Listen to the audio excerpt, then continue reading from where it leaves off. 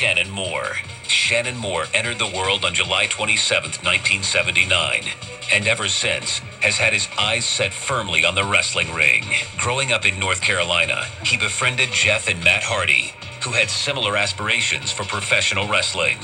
I started at just a real early age, man. It was always a childhood dream of mine, and then me, Matt, and Jeff, we were childhood friends, and from there, we started chasing the dream together. It was a passion that we all had, and I was fortunate to have a group to chase it with. As his skills grew, so did his confidence. Soon the pursuit of his dream took him around the country on the independent circuit. You hear the term, I eat, I sleep, and I breathe something. And I don't think a lot of people really understand what people mean whenever they say that. Pro wrestling's something that I've always, eaten, slept, and dreamed about my whole entire life. I mean, Hogan, that's one of the coolest things about, working with Hogan now is he's one of the guys just as a kid. I looked at him, he was a superhero to me. I mean, I had coffee mugs, and I would drink my sodas out of that at dinner with my family. And, at that time, I wanted to be a pro wrestler, but I really didn't know what that desire was inside of me, whether or not I would become what Hogan is. And then now actually going to Hogan and talking to him, whether it's advice or whether it's, just an idea or anything, it's one of the most amazing things ever. Moore made the contacts that put him on the professional map, and he soon found himself in front of a television audience. In 2005, a vehicle Shannon was driving was struck head-on by a drunk driver in Fort Bragg, North Carolina. The injuries he sustained cost him his professional wrestling contract. The road to recovery led him back to the indie circuit and working at his new wrestling school known as the School of Punk. I've always been labeled a high flyer, and it's something that I've always done. I've always been part of that. It's who I am in the ring. It's my style of wrestling. It's I can mat wrestle. I can do a little bit of everything, but there's just something about just taking a risk and just jumping off of the top rope or whatever he's doing, a moonsault to the floor, just crashing and burning. There's something about it just keeps me going in the ring. Shannon Moore has now found his niche in the TNA tag team division with Jesse Neal, forming the stable Inc.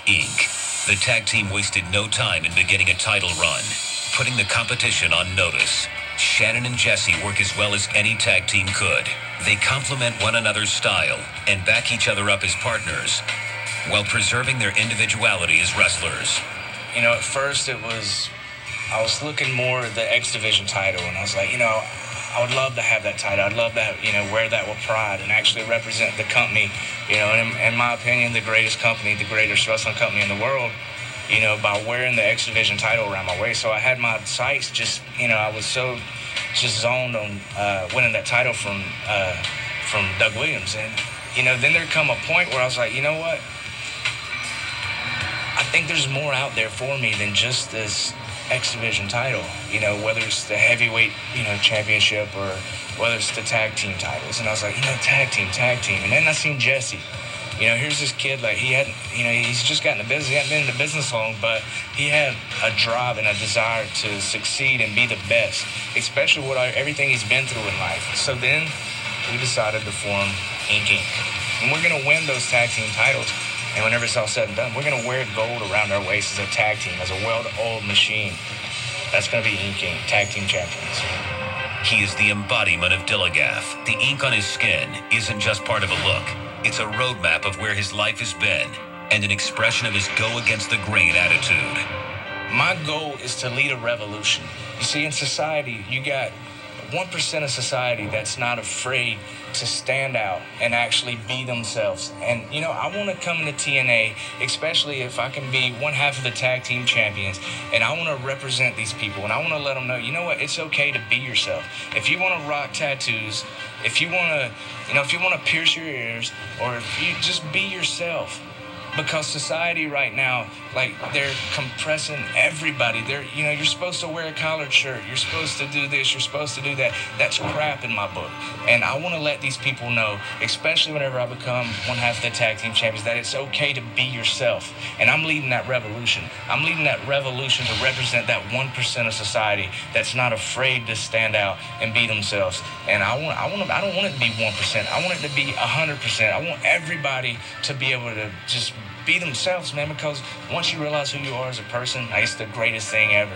And just for me, like, especially walking in a restaurant and just seeing heads turn for me being all tatted up, and for whether it's my piercings or whatever, like, getting judged, I love it. Judge me, because you don't know what's inside, man, because I got the biggest heart ever, but I get it all the time. Every time I walk in somewhere, or especially financing a house or buying a car, immediately you walk into the door, they think you're just some young degenerate that's just, you don't have no money, and you're just, and I want the people to know that it's okay to be yourself, and I'm leading that revolution. Coming up next on TNA Reaction.